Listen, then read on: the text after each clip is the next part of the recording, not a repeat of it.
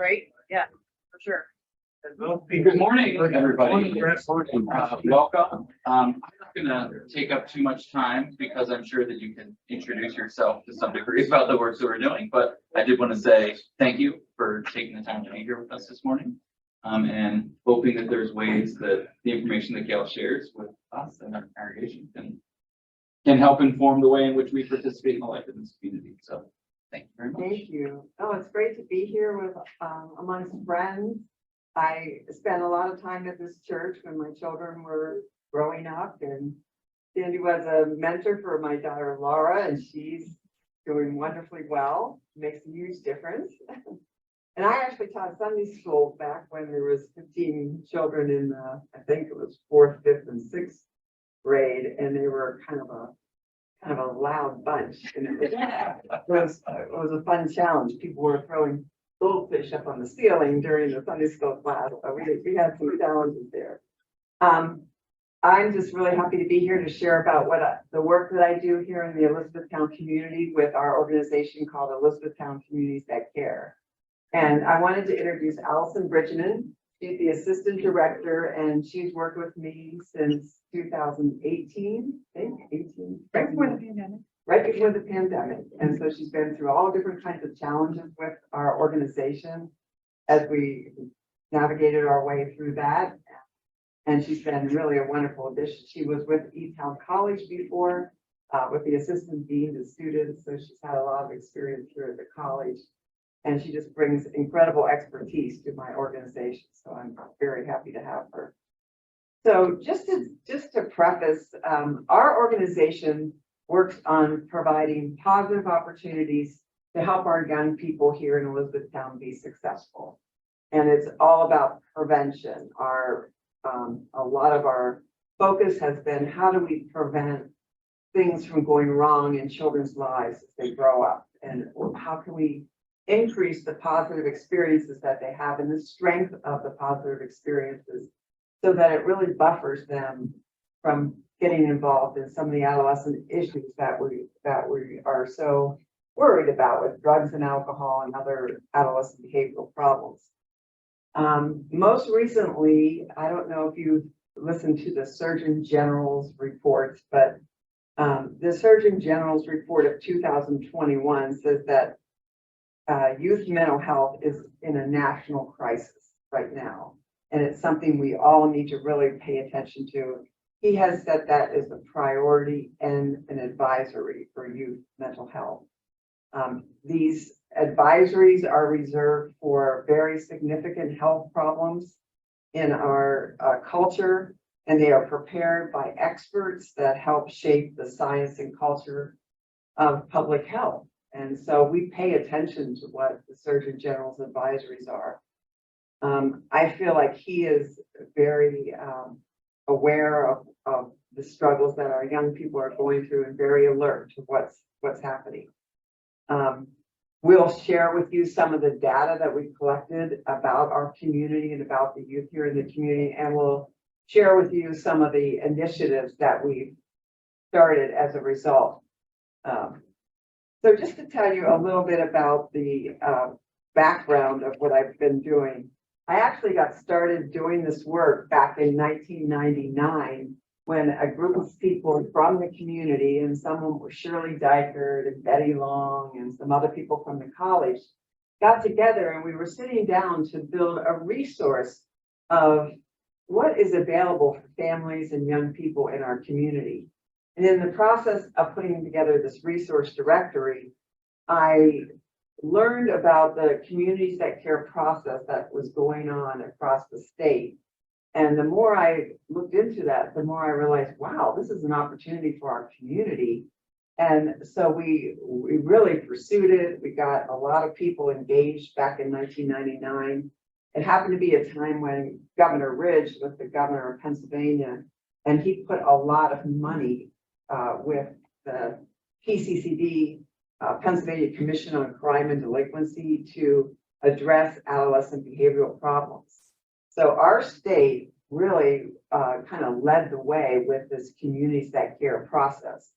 And it was all based on 20 or 30 years of research that these two experts, Catalanis and Hawken, did on what is the best way to promote healthy community and healthy young people within the community. So we started that process, and that process involved initially collecting a lot of data about our community, doing surveys with our young people. That was the first time we did the Pennsylvania Youth Survey was in 1999, and it took a lot to get the school board and all the people at the school agreeing to do a survey. So back in 1999, we went before the school board and we got permission to do this survey. And now we've been doing it every other year since then. And it's been every other year in grades 6, 8, 10th, and 12th. And this survey is done now probably in 495 school districts out of 500 across the state. So we're really hoping that with some of the new changes that have been going on in the school board and so forth, that we'll be able to continue doing this survey because it provides us with extremely valuable information about what risks our youth are facing. So that survey tells us what is their drug and alcohol use, what other drugs have they come in contact with and are experimenting with. And it also gives us a very big picture of what's going on with their social emotional health. So it tells us about their levels of depression, suicide, all these different things, very, very valuable information. So we're really hoping that we'll be able to continue with that. When I first got started, there was like thousands of grants and lots of money available in Pennsylvania. So we got a lot of grants from Pennsylvania Commission on Crime and Delinquency. And from there, we progressed to be able to get federal grants. And we got a grant that is now over, but it was a 10-year grant called Drug-Free Communities from SAMHSA. And that has helped us expand all of our programs and initiatives for that 10-year period of time. Now our funding comes from Lancaster County Drug and Alcohol. We do have one grant to respond to the opioid crisis here in our community that is still a federal grant. And the rest of the funding that we're doing is building local resources here and trying to get funding here within our community, which Beth will tell you is really a challenge when you're working with ECHOs or any of these small organizations to build the resources here in the community. But because we're caring for the group that we're caring for is the Elizabethtown School District. So all of the programs that and the initiatives that we're currently doing are within the Elizabethtown School District. We contract with a lot of different professionals that help us. We work with Compass Smart. We've always worked with Kobe's Family Services, and they've done remarkable programs throughout the years in our community. We kind of look at prevention is sort of like a balance scale. If you look at a balance scale and you add a penny on one side, it probably doesn't make that much difference, but a continual adding of pennies on one side helps them balance, helps provide the balance. And likewise, prevention is kind of a gradual process of adding protective factors, pennies, to a person's life until they balance is going in the right direction. We can't really change the genetic predisposition of anybody, but we can help build up the resources in their life to balance that out. And we, as the field, the science of prevention grows, we've learned more and more that just this year, we just attended a conference this past week on, it was the state's prevention organization. And we just have learned so much more about the science of prevention. What is the science, bringing positive experiences? How does that really change a child's life? And how can you enrich those positive experiences in a way that will actually really buffer them from getting involved in drugs and alcohol or some of these other things? So they're putting a lot more science into that. There's a lot more science than just understanding what's the impact of use of marijuana, or even just the early onset of if a child's experimenting with drugs and alcohol, how will that impact them at an early age versus if they started later in life? And there's a whole lot of new science about this, about what patterns have gotten started and how that trend goes on throughout their life. So we're learning more and more every year, it's been amazing to see just the new things. We've learned a lot about adverse child experiences. That was something that all the trauma-informed training, I think back when in 2016, when Beth was there with ECHOS, everybody was getting trained in trauma-informed approach and understanding how does trauma really affect children and what kind of impact will it have on them later in life, and what kind of trauma impacts them, and what kind of trauma are our kids experiencing.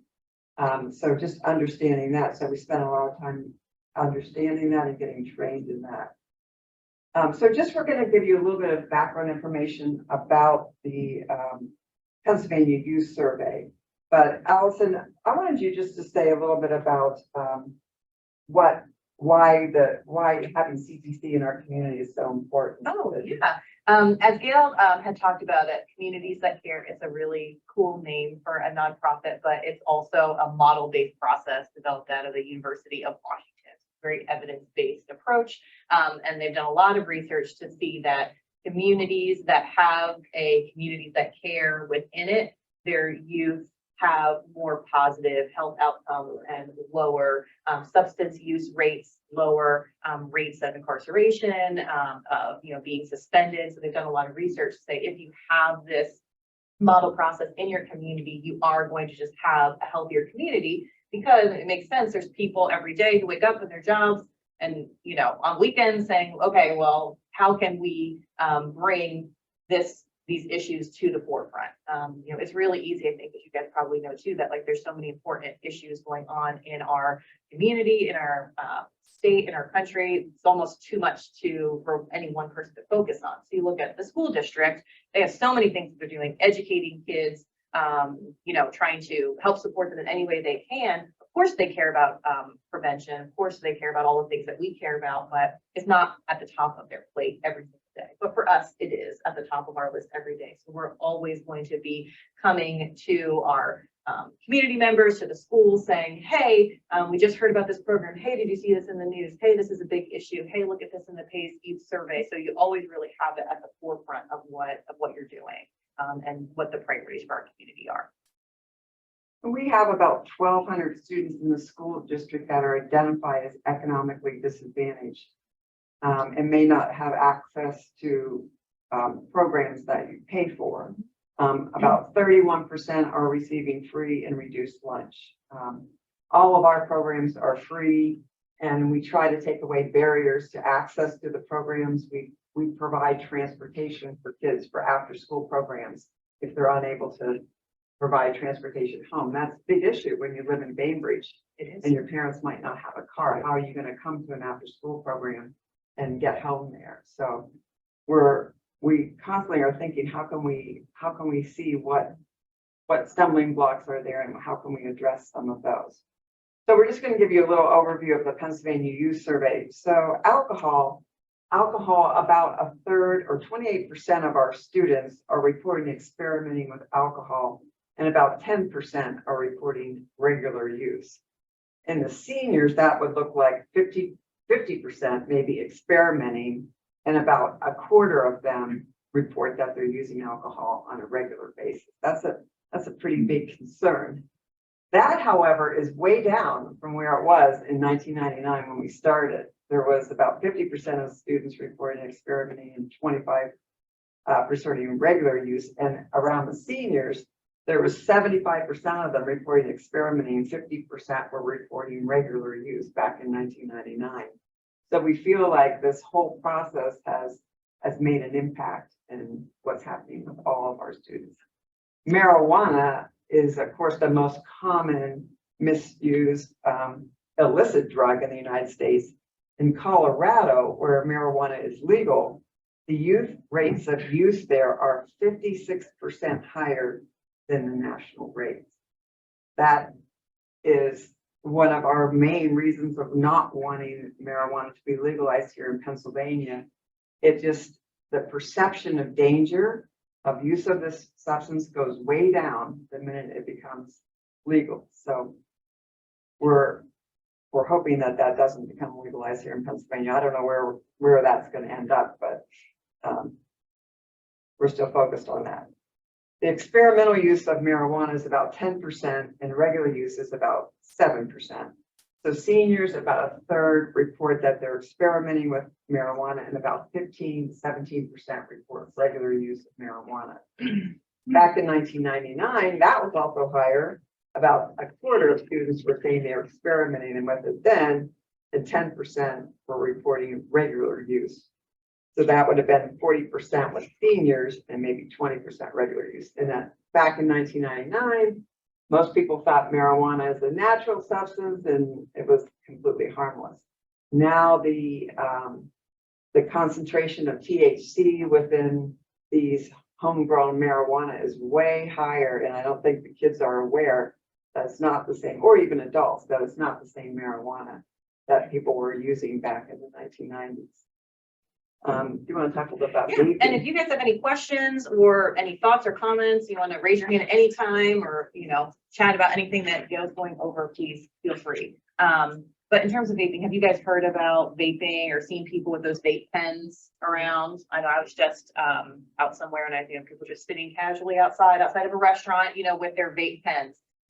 That's something that we've seen in the survey that youth are definitely using a lot, and we've heard in Lancaster County from counselors and schools that youth are doing a lot of vaping. They're doing it in school. They can bring it in and they can hide it, and even do it in the classroom, like really quick, and then just stick it into their shirt, do it in the bathroom.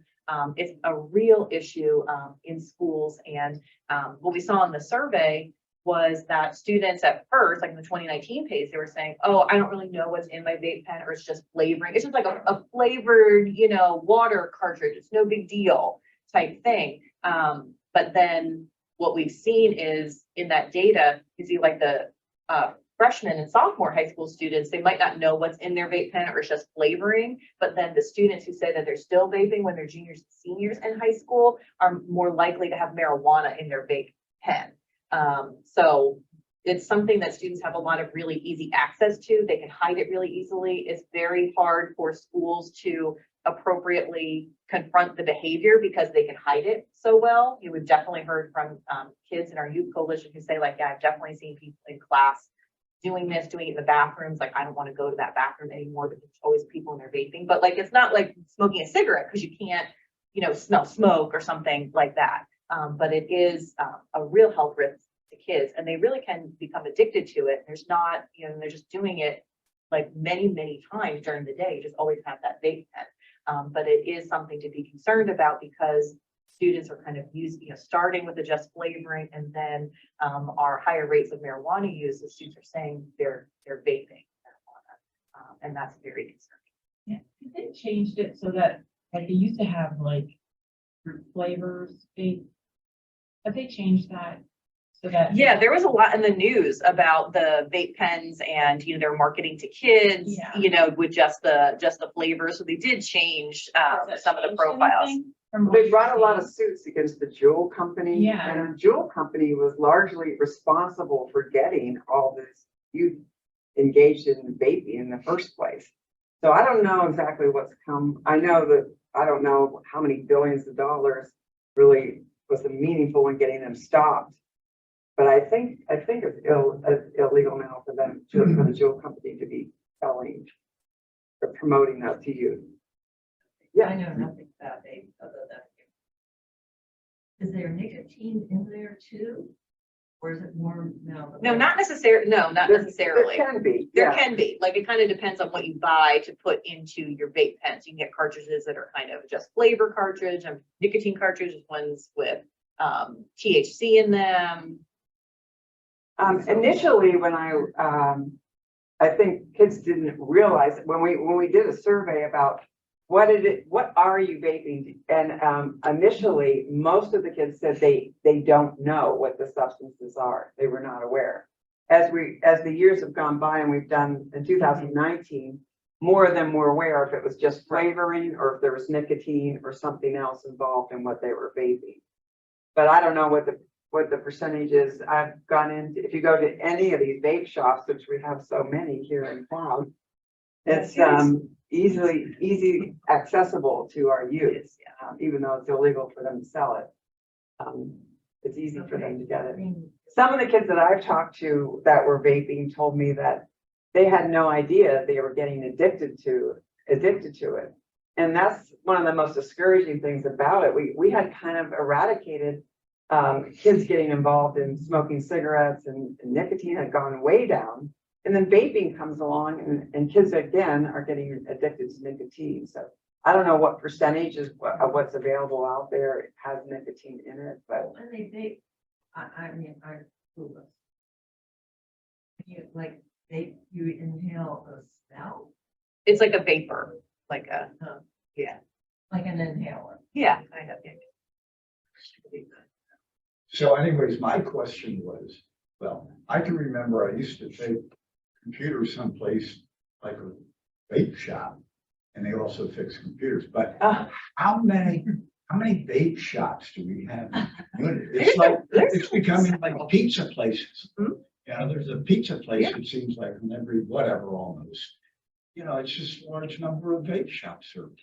And then there's a new one, right, coming where the Twin Kiss was, is that, Yeah. that's gonna be a big. there's also a new one next to Weiss, right Yeah. along there, and right across the street from there. There's about 5 or 6. Yeah. Wow. Yeah, it's very concerning. And, teens are scared because they start vaping, and then, they can become addicted to it, or they can't stop, and they're really scared to tell their parents because they know their parents are gonna freak out. So they're 16 years old, and they're like, I can't easily get help for this. I don't know what to do. And then they're really scared to talk to their parents, and to figure out resources to get help. It's very intimidating. I have a question. Yeah, go ahead. How expensive is it? I don't actually know. I haven't priced it out recently. I mean, I think it's not super cheap, but it's not like very expensive. So I think, it is something that kids could probably afford, depending. Another question, this is really always a hard one to deal with, but it's like, when you do survey research of some sort, Mhm. to what extent would students be afraid to say what they're really doing because they don't want to be reported, or, like they might play it down and say they don't know what it is when they in fact they do. Right. This particular survey is anonymous, so they're not putting their name on it or anything. And this survey is done based on a national survey. So the information that we're getting is pretty reliable and valid. The survey is reliable and valid. They have a lot of validity things filled into it. They ask the same question a lot of different ways. If you don't report accurately, they ask you about fake drugs. Have you ever taken this drug, Duracell? What's your use of that? So there's a lot of different things filled into the survey to make it a reliable and valid survey. And it does compare with the national and state and county data. So Well, yeah, and if you think about, like, if you're like, oh, I wonder if people underreporting, 2021 PACE survey, 20% of our high school seniors said that they had vaped in the past 30 days. So if you think, oh, I wonder if they're underreporting, it's at least 20%, if not more. That's a lot, right? about 8.7% of all students have reported. Yeah. So it's. And then I'll stop. Please. To what extent do they move from that to something much more serious? Because they want a better high, a bigger high, and I'm naive about this stuff. Yeah.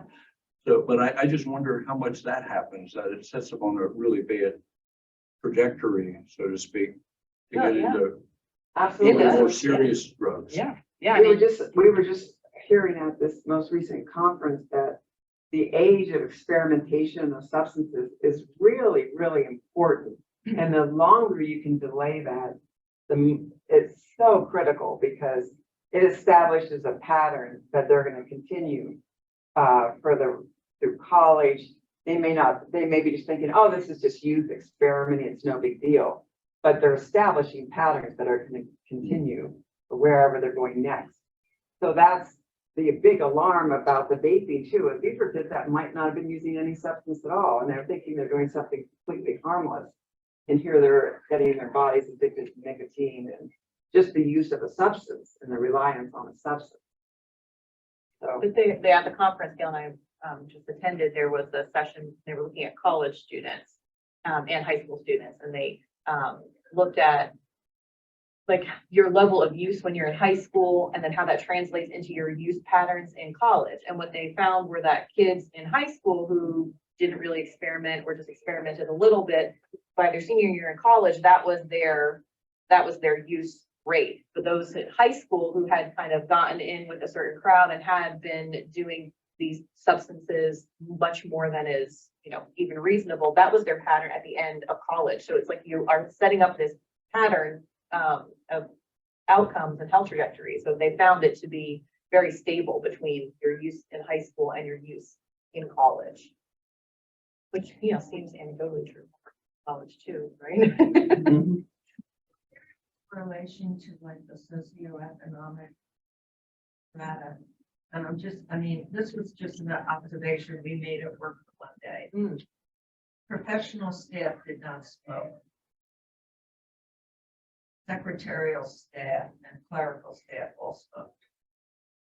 It was just something we, I don't know, but that was just one of the things we just sort of noticed, and I don't know if that's also anywhere that's factored in. I don't know if we can pull that out of the Pennsylvania youth. No, I don't think they asked questions about specifically about student socioeconomic status. I don't think Right. that we have like in that data set that. I think we find, I guess anecdotally, it seems that it's fairly general. The interesting thing about the vaping, we're seeing all these trends, and yet when we go to the school, they're saying, well, we're not seeing a lot of it. And so it's done kind of without teachers being aware, even through the, like sweatshirts with the little strings that come down, they can just debate right through that. Now they show you all these different ways ingenious ways of vaping. You're like, really? And in the bathroom, there might be a faint smell, but it's not like cigarette smell. So it's harder to track. And then it's also harder to get the kids the program. We have a lot of really wonderful programs and amazing people that are doing them in Lancaster County, incredible resources to address it. But how do we get the kids connected to the programs? That's been a real challenge because they haven't really disciplined a lot of kids for vaping, and they haven't really updated their policies about what is the repercussions if you're caught vaping, if you're going to be put in detention in school or out of school, or if you're out of school detention and then you're there, just how does that help? So implementing the program, like some of these, what did I forget the names of some of the ones that were the vaping? Like too good to. There's several really good initiatives across the county of resources that we can bring. So we've been making the school aware of it, and they just did recently have a meeting about vaping, but I'm not sure what.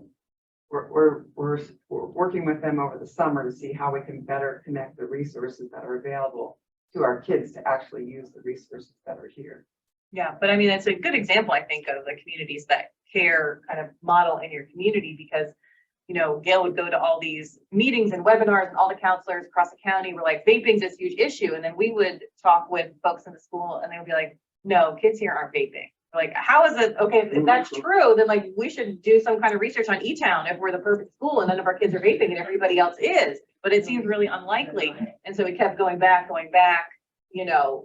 we don't want to talk about vaping. They updated their vaping policy, and we were able to read the policy and try to offer some suggestions. If students were found responsible for vaping through the student conduct system in the high school, it wasn't mandated in their handbook that parents receive information on resources to help their student quit. We thought, okay, well, if a kid is getting in trouble in school and parents are notified, the parent should receive information to say, this is where you can go to get your kid help. That needs to be something that is automatic. It's not easy for parents to figure this stuff out. You have a 14-year-old kid who's addicted to vaping. So we were able to, that's a really good point. Let's go ahead and put that in the policy. So it's kind of a little example of the CTC process working in the community. And we get to partner with other schools, and Compass Mark is a big prevention organization in Lancaster, so we're in contact with them all the time. Figuring out how can we partner with their resources to come into Elizabethtown community and provide some of these programs. Wanted to just move along a little bit to prescription drugs. Do you want to talk a little bit about the prescription drugs? Yeah, Or sure. just let me just review, Yeah. first of all, the deaths across the country are still of major concern. We had 108,000 overdoses this year. And in Lancaster County, what that looks like was in 2017, at the peak of the overdose crisis, there was 168 deaths in Lancaster County. That dropped down to 104 in 2019. But then with the pandemic, it went back up and we had 146 deaths in 2020. We're back down now to 105, but that's about 3 or 4 here in our Elizabethtown community. Yeah, so we're on our second para-federal grant that we received to combat the opioid epidemic in Elizabethtown. So we had gotten one grant cycle of it for multiple years, and now we have another cycle that we were awarded. So we are really proud of our work on prescription drug abuse prevention. What we saw was that, as Gail talked about, the deaths in our community and the overdoses in our community and in Lancaster County, but we saw that the youth in our community were saying, well, I've tried it. That's not a small percent, 3% said that they had experimented with it. But they were saying, I'm getting that from my grandparents' cabinet. I'm getting it from my aunt's medicine cabinet. And they would take an opioid pill that somebody just had from a surgery, from dental work, and they would try that.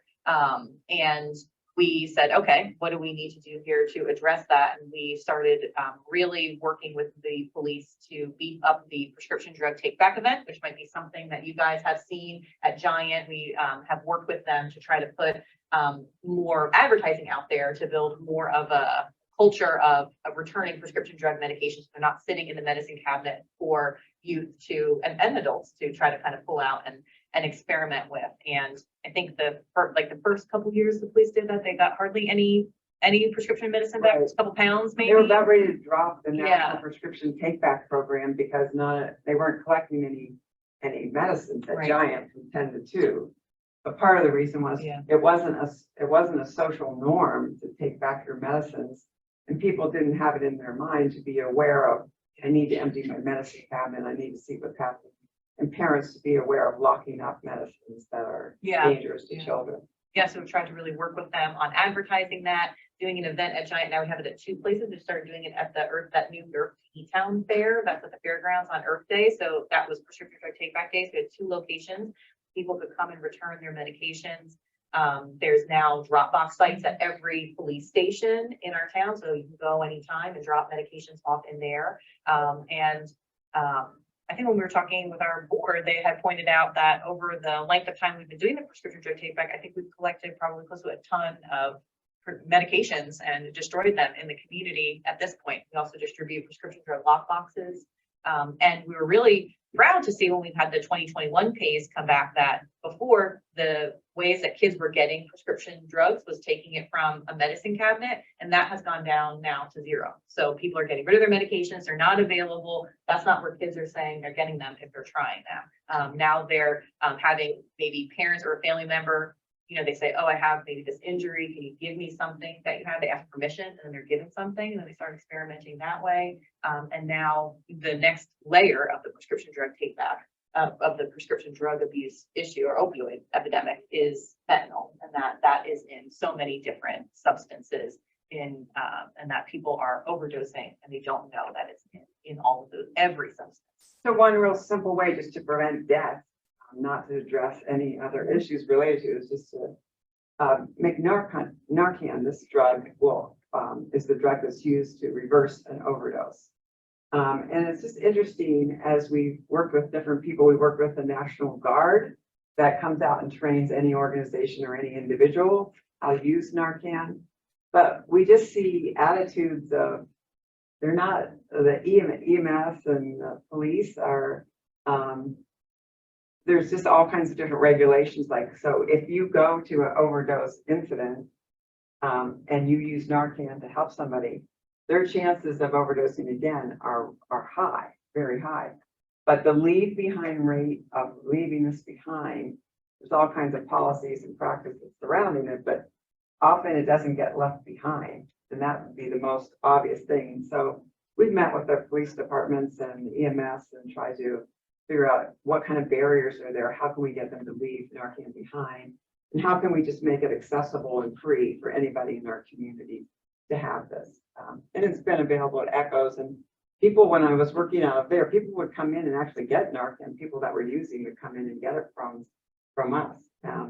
And the lock boxes, we found that, you know, as we make parents available, we give out lock boxes at every community event that we do, so parents can lock up their medications and be aware of that. Yeah.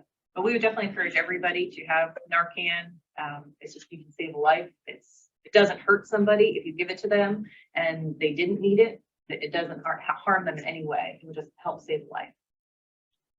So just back to the survey again, it also reports on risk and protector factors. So we learn certain risk factors are more evident in our community, like low neighborhood attachment. People don't feel like they're connected one to the other.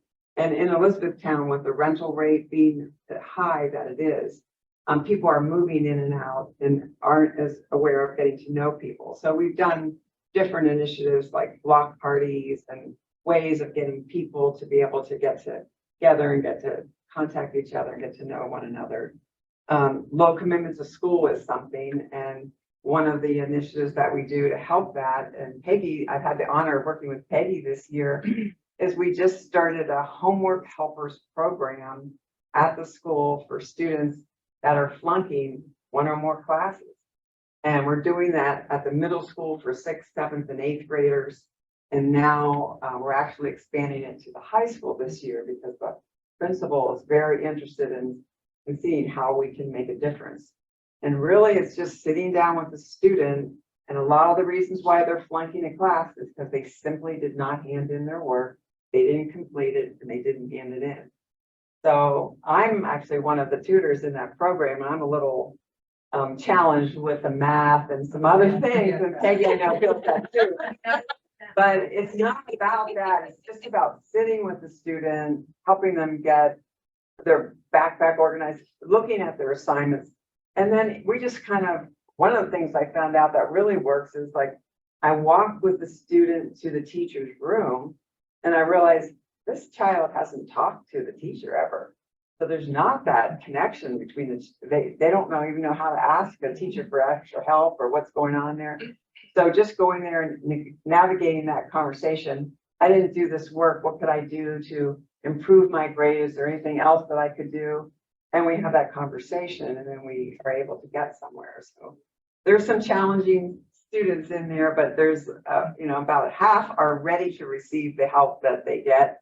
And the other half are kind of challenging any adult in their life right now, but we're just trying to come alongside of them and do the best we can to help them look at different obstacles that's one of the programs.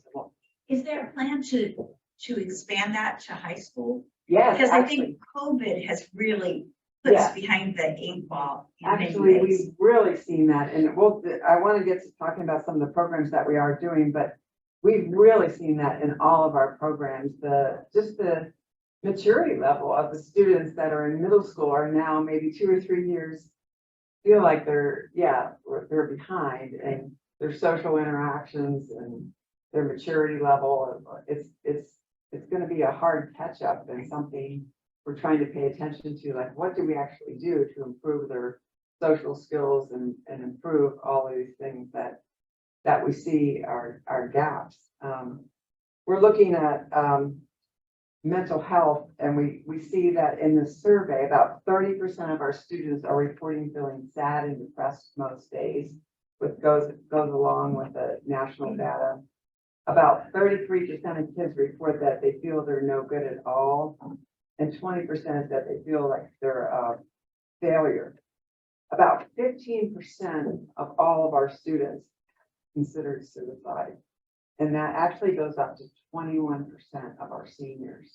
It's just so shocking to think about that and to take that in. The number of our 12th graders that considered suicide in 2021 was above the county and state benchmarks. And the number of 6th graders even that have reported this increased significantly since 2019. I did attend a funeral of a student who was actually just starting spring break this past year, who died of suicide. A student who's a senior at a college. We also look at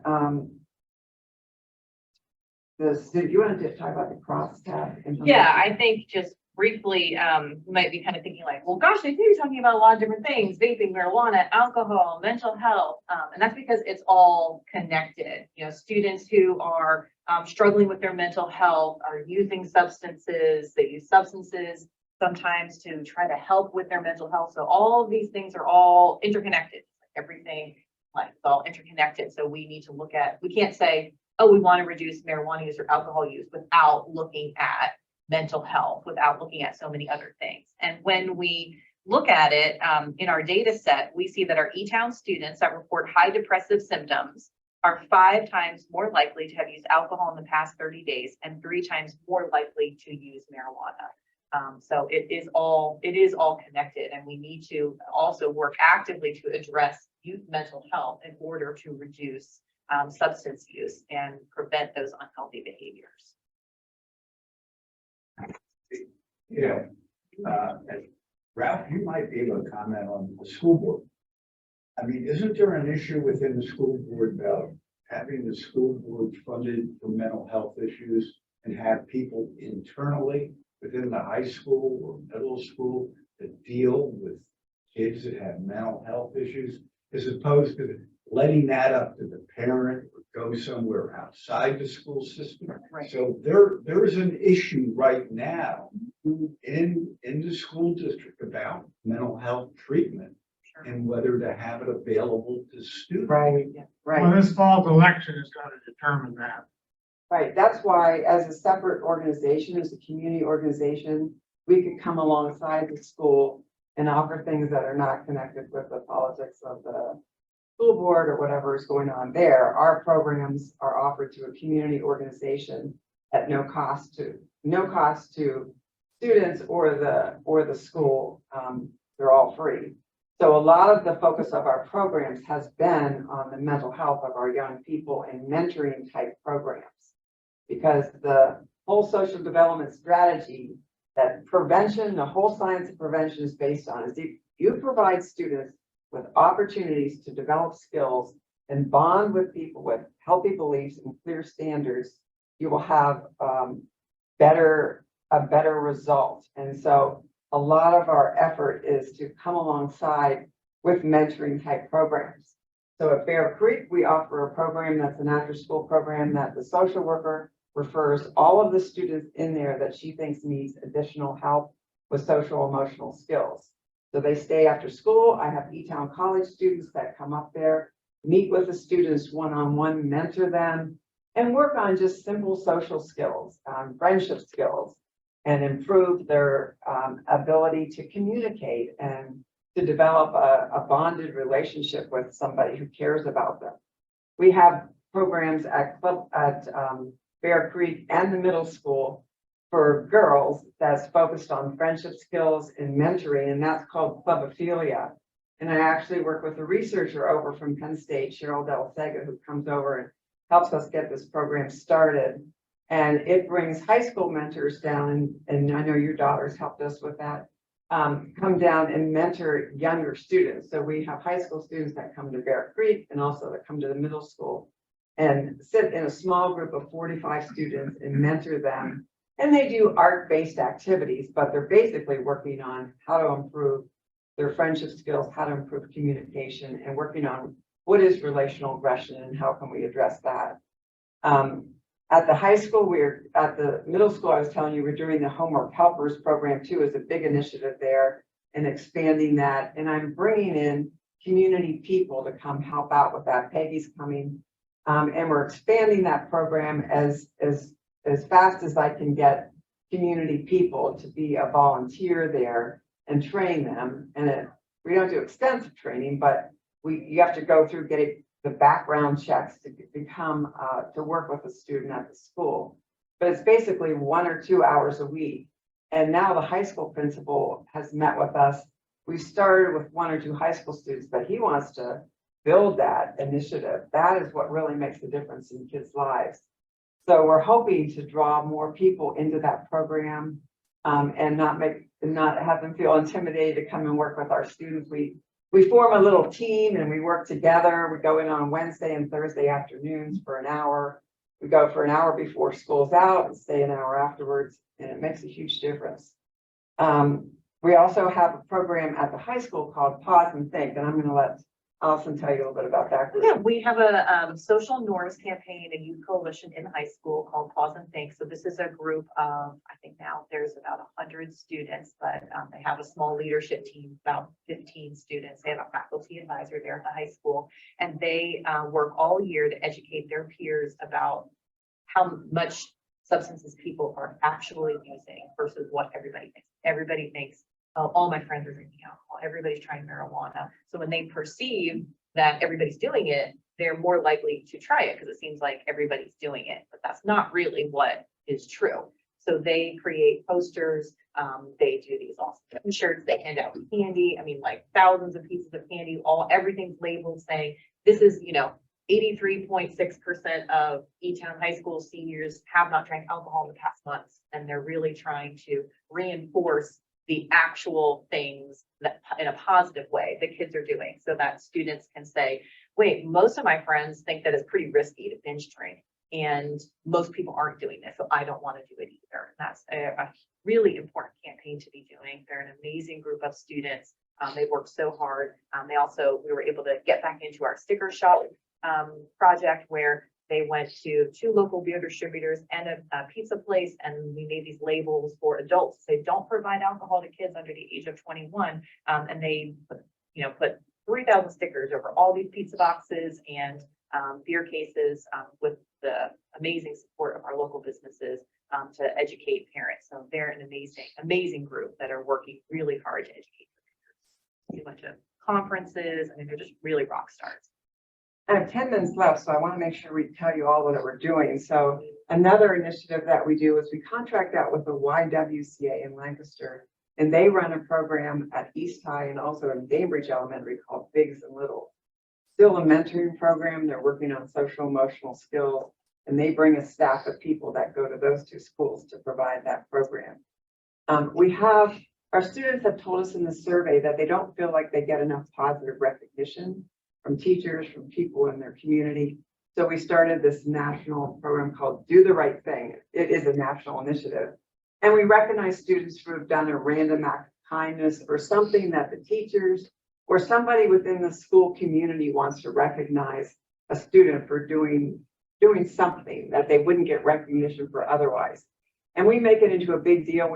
We have a ceremony there. We put their picture in the paper. We take them to the Hershey Bears game. We line them up in front of 10,000 people on the ice, and they read out what they did. So they're getting a lot of positive recognition.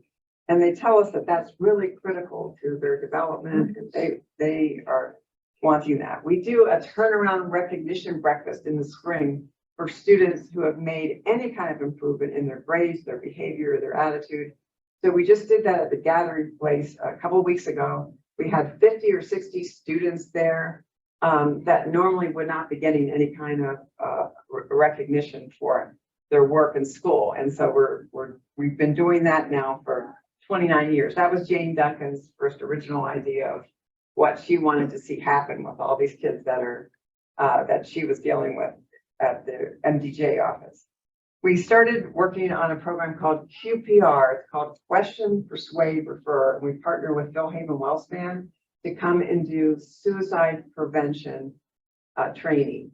And this involves training students to show them, teach them about the myths of suicide and how do you come alongside your friends and other students to get them the help they need, to intervene and to get them the help that they need. It's a 2-hour class. You can get a certification for it. It could be on their resume. And so we've now worked with the school that we can come in and train all of the ninth graders every year. So we're starting that. And we also work with small groups that we do that training. Trying to think what other. We had worked with the school to bring in the program Atalo.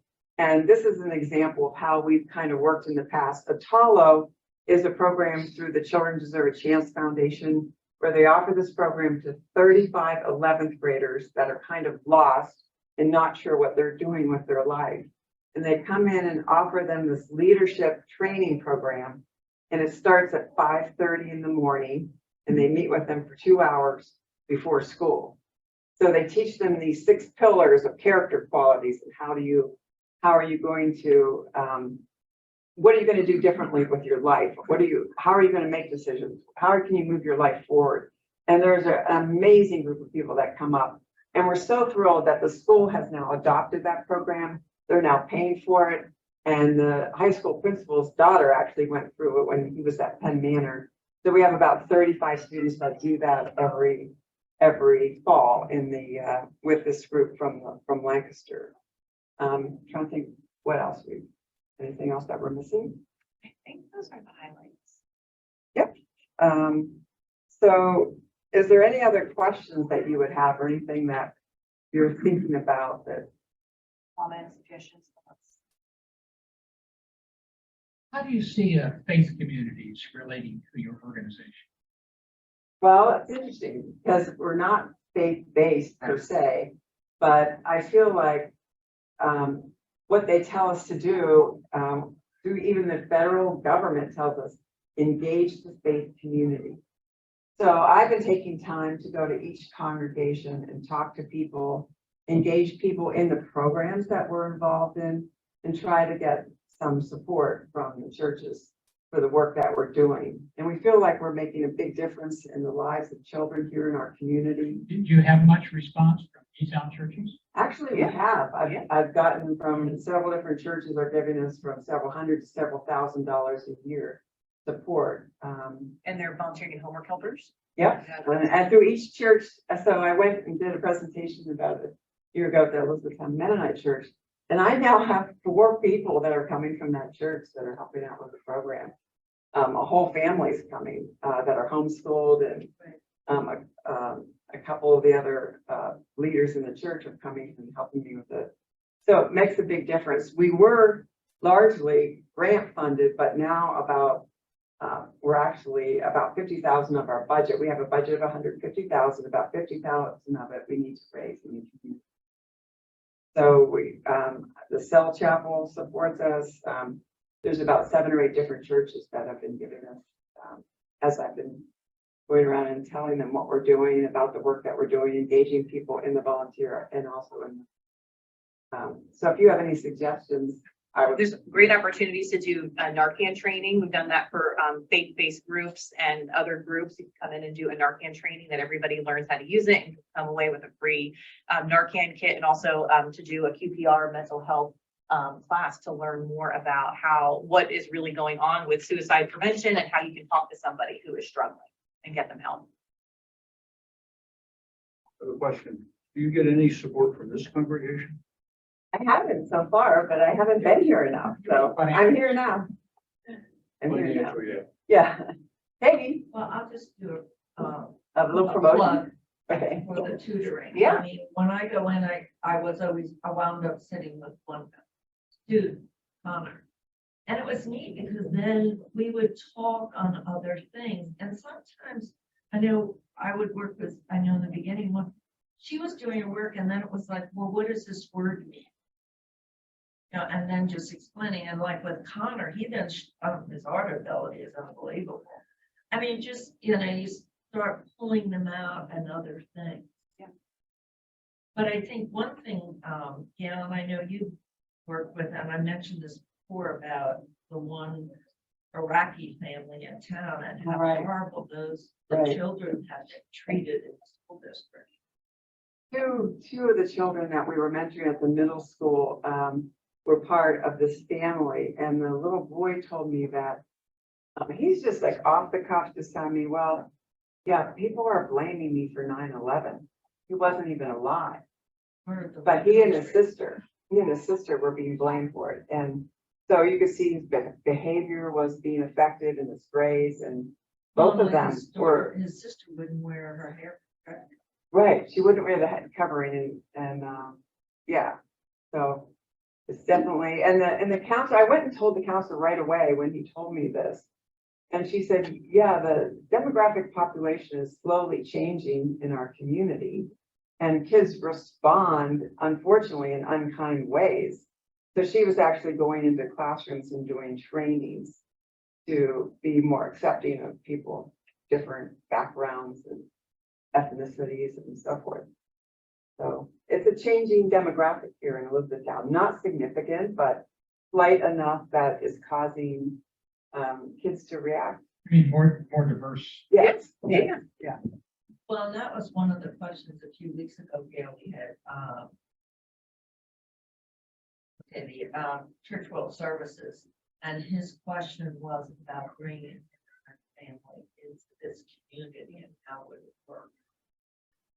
Because he was talking to Brethren in Christ too, because they're sort of this, we do these immigration. So we appreciate very much you listening to us, and I know Ralph's daughter who participated, it really enhanced her life too. The oftentimes the people that are actually mentoring and helping us out with the programs realize that their whole life has been dramatically impacted by being able to volunteer and being able to help. And today she's a very successful social worker in Waco, Texas. That's awesome. In Waco, Texas. Wow. Waco, Texas. Well, thank you very much for coming, and we have some flyers if you'd like it. There's some homework coverage. We have a case for support, information. We also partner with some other national organizations called Safe Project. And one of their initiative is taking the No Shame Pledge, just to make people aware that getting help for mental health needs or for addiction needs is okay. There's not a stigma with getting help. So we're getting more and more people to sign this declaration that they've committed to doing their part to stop the stigma around addiction and mental health challenges by empowering others while encouraging care, treatment, and recovery. Yeah, I was thinking of another thing. When you said about sharing resources for the parents, because a friend of mine, I mean, this goes back years ago, she had so much trouble finding help for her son. Yes. I can't remember if it was the fact he was 18 or what it was, but just trying it with his marijuana addiction. And maybe that's something as a newsletter for who knows what school, letting that go out as a general information to all the parents, maybe including that.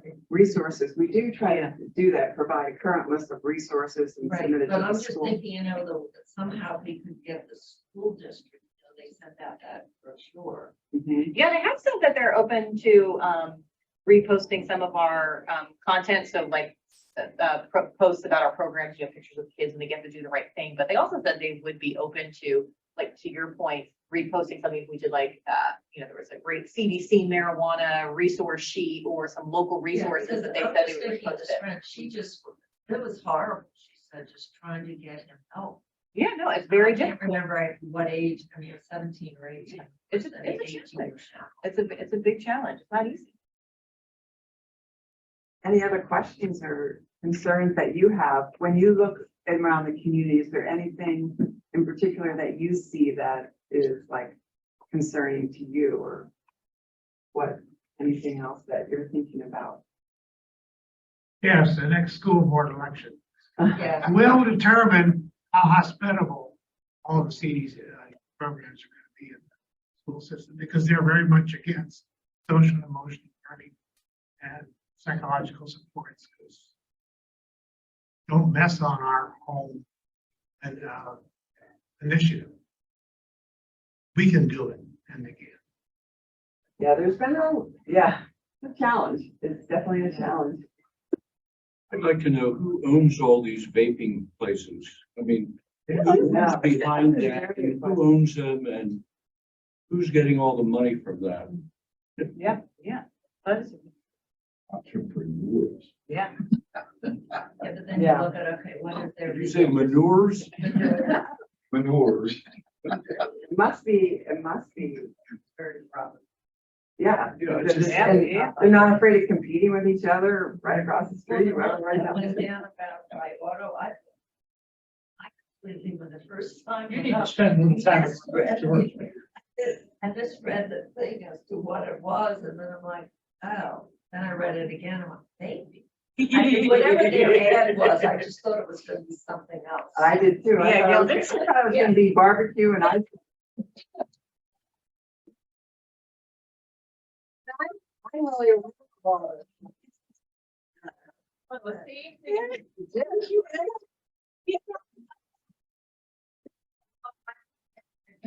I was like, are you kidding me? Yeah, I'm so excited, that's what I was, well, smoking. If only, it would have been great. I think they're low overhead. You don't get a lot of overhead Right. to get started. Yeah. All you have to do is have display stuff. It's not like you have a kitchen you're operating. you're or right, anything yeah. Like that. Minimal number of employees.